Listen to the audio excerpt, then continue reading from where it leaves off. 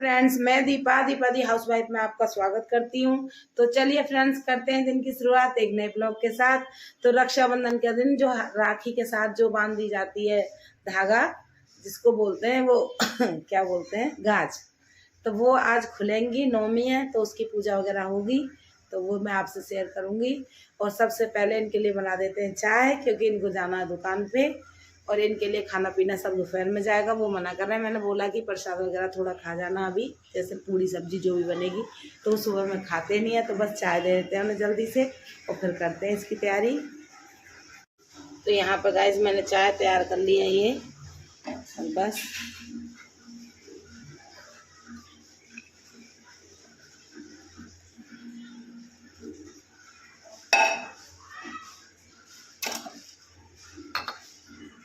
कैमरे में दिखा रही थी ना, तो चाय थोड़ी सी गिर भी गई मेरे से।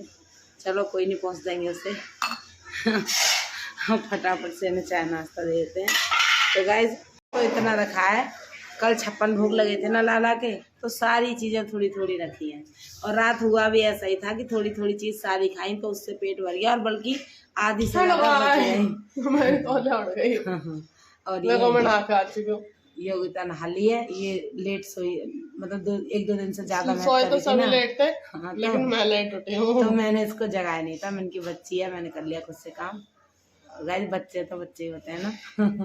तो अब जल्दी से नाश्ता दे देते हैं।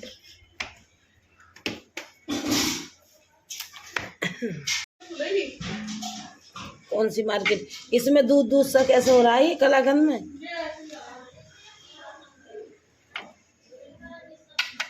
योगिता, ओ योगी, ले लाला का भोग लगा दी जरा चाय का। ले बेटा, मैं पूजा की रोटी बनाऊं, जल्दी ले। लाला का भोग लगा दे चाय का, और मैं ये पूजा की रोटी वगैरह बना लूं। ले, वैसे आज इतनी सारी चीज फ्रिज में रखी है कि खाने की जरूरत नहीं है। खाने की जरूरत नहीं है, मतलब खाना बनाने की।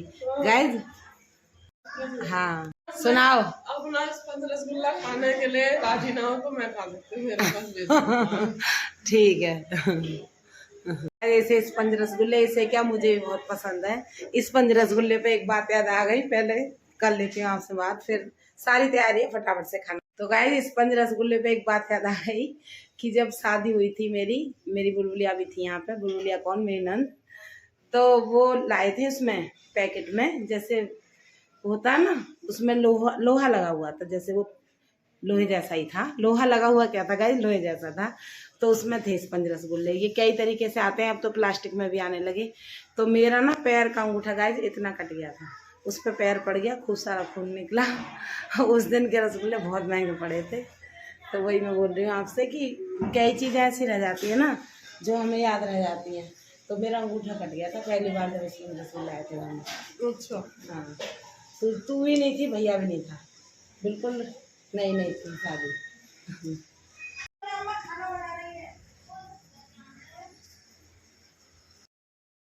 तो गाइस यहाँ पे माँ का प्रसाद बनाते बनाते मैं आपको गाज माता की पूरी कहानी सुनाऊंगी। जन्माष्टमी के बाद जो नवमी होती है, ये माँ भगवती का गाज माता का व्रत होता है।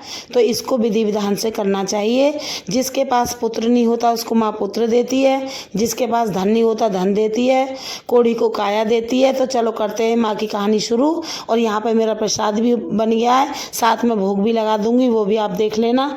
तो एक साहूकार था, उसके पुत्र नहीं था।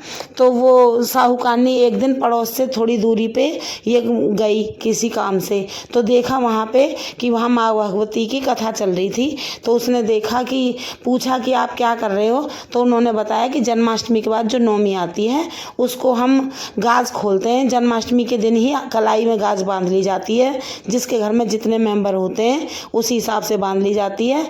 और उसके बाद में नवमी को फिर माँ की कढ़ाई होती है, कढ़ाई में हलवा का पूड़ी होता है, तो वही हम बना के और माँ की कथा सुन रहे हैं। तो वो बोली इससे क्या होता है, वो भी बैठ के सुनने लगी। तो बोले कि इससे जिसके पास पुत्र नहीं है पुत्र होता है, मतलब जिसकी जो इच्छा है वो पूरी होती है। तो उसने भी अपने घर जाके अपने पति से बोला कि हमारे पास औलाद नहीं है तो हम भी यही करेंगे। तो उसने भी वही विधि विधान से माँ की व्रत किया, माँ की कढ़ाई मतलब पूड़ी हलवा बनाया, माँ को भोग लगाया, श्रद्धा से व्रत रखा। तो 9वें महीने में वो भी गर्भवती हो गई और उसके गर्भ से भी बहुत सुंदर पुत्र की प्राप्ति हुई। तो गाइस, माँ सब कुछ देने वाली है, जिसको लाल नहीं है लाल देने वाली है, जिसको धन नहीं है धन देने वाली है, और माँ ही जगत की रचयिता है। आप बताना आपको मेरी गाज माता की कहानी कैसी लगी। अगर अच्छी लगी हो तो लाइक शेयर सब्सक्राइब जरूर करना। और देखो, आपको कहानी सुनाते सुनाते साथ में मेरी यहाँ पे गाज माता की पूजा भी हो गई है। हम घर में 6 मेंबर हैं, तो मैंने 6 गाज बनाई थी और 6 पूड़ी रख रखी थी, हलवा है, सब्जी है। तो यहाँ पे मैं ये गाड़ दूंगी। वैसे गांव में ये गोबर में गाड़ते हैं। और सूर्य भगवान को दे दूंगी जल, और जो ये थाली है इसको पहुँचा दूंगी कन्या के। तो इसी तरीके से माँ भगवती की पूजा होती है गाज माता की। तो आप इसी तरीके से कर सकते हो, और जिसकी जो इच्छा है माँ से मांग सकते हो कि माँ संसार को रचने वाली है, सबकी इच्छा पूरी करती है। और गाइज, इसी के साथ मैं इस वीडियो का एंड भी करूंगी। अगर आपको वीडियो अच्छी लगी हो तो लाइक शेयर सब्सक्राइब जरूर करना। कल मिलते हैं एक और नई वीडियो के साथ, तब तक के लिए जय श्री राम।